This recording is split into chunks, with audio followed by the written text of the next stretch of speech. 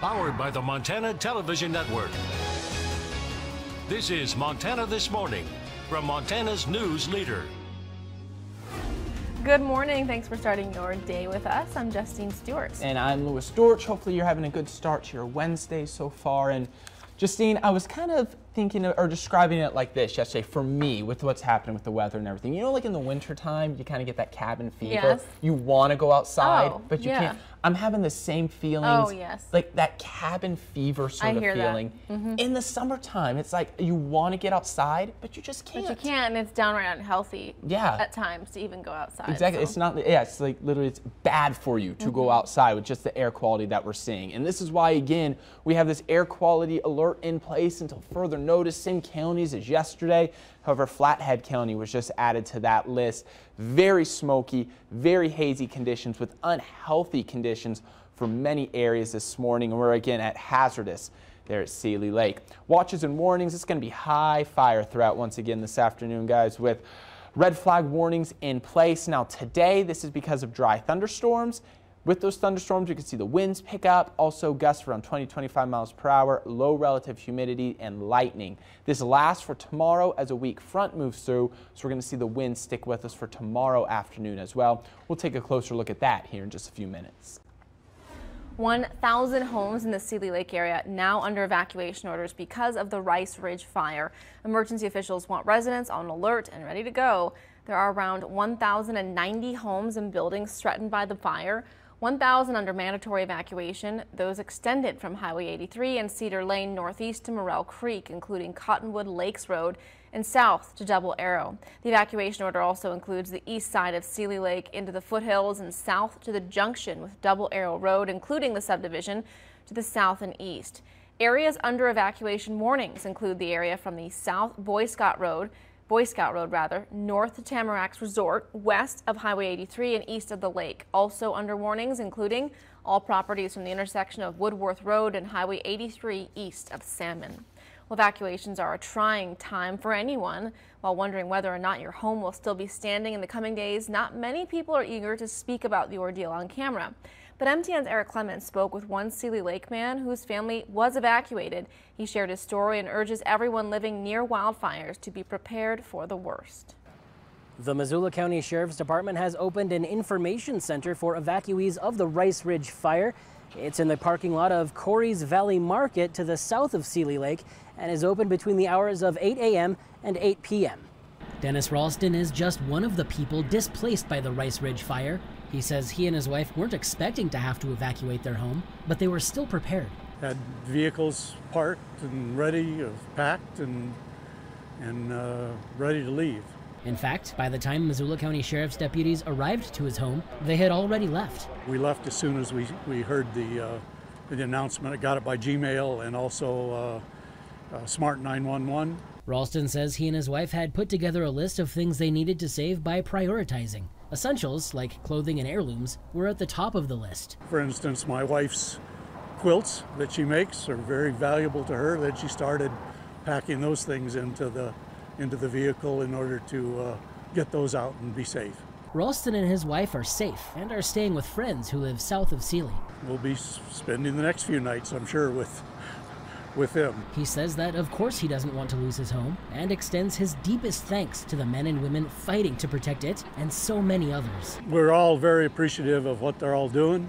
You know, they're working under really, terrible circumstances with weather changing and we really appreciate it. Those living in and around Seeley Lake are encouraged to sign up for Smart 911 services. That'll inform residents of what their current evacuation status is. In Seeley Lake, Eric Clements, MTN News. Seeley Swan High School students won't be hitting the books until next Tuesday. Missoula County Public Schools canceled classes because the school is in the middle of that evacuation zone for the Rice Ridge fire. MCPS spokeswoman Hatton Littman says classes will be canceled today and Thursday. The school was already set to be closed Friday and Monday for the Labor Day holiday.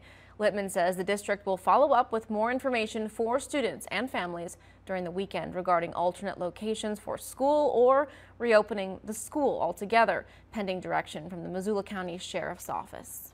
The Rice Ridge fire also forcing officials to close down the post office in Seeley Lake.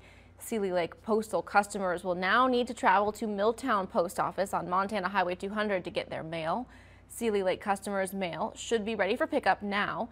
Customers should bring a photo ID when picking up their mail.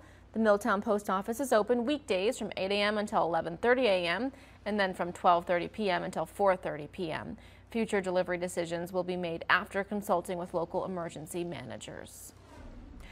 Well, burnout boxes, strategic retardant drops, lots of fire lines, and an eye to the weather. Those are all the tools fire managers are using as they try to keep the Lolo Peak fire from making another run in the critical fire weather expected this week. MTN's Dennis Bragg has the latest.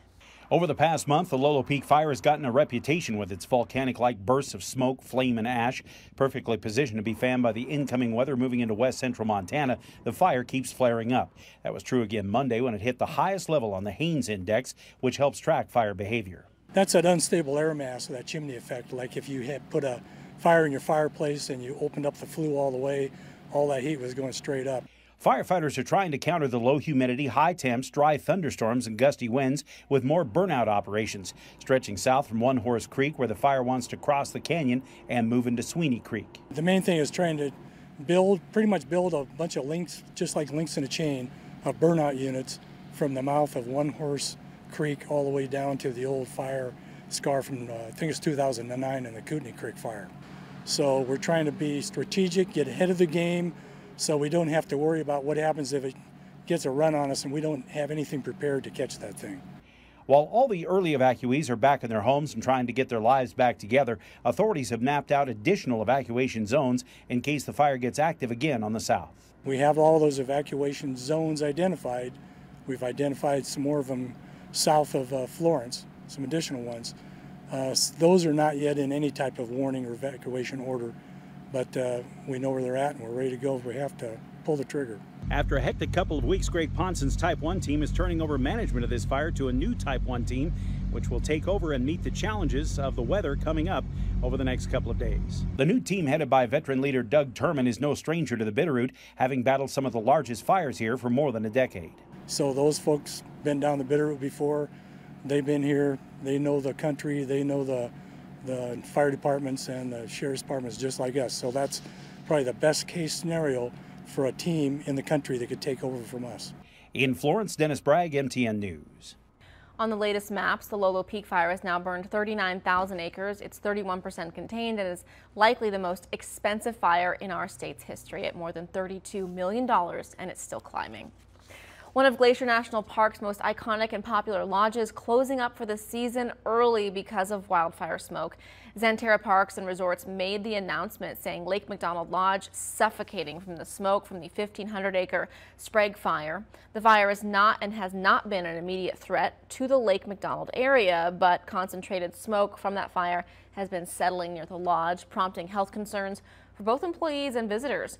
So the lodge is going to be closing up for the season today.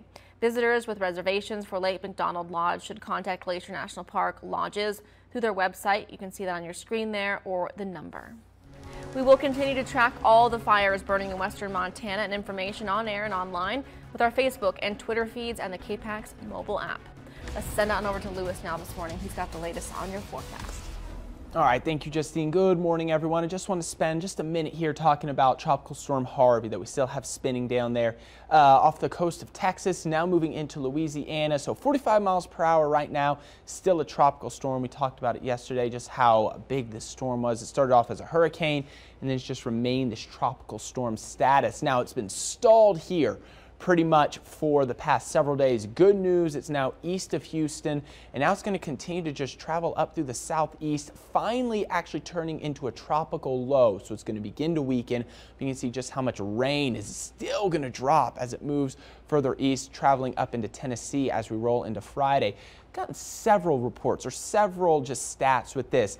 Unofficial report in Highland, Texas, over 51 inches of rain. That has now broken the record, if that is confirmed, for the most rainfall ever for a tropical storm to hit the U.S. Broke that 48-inch mark from Amelia back in 1978. And then I just saw an interesting stat with this.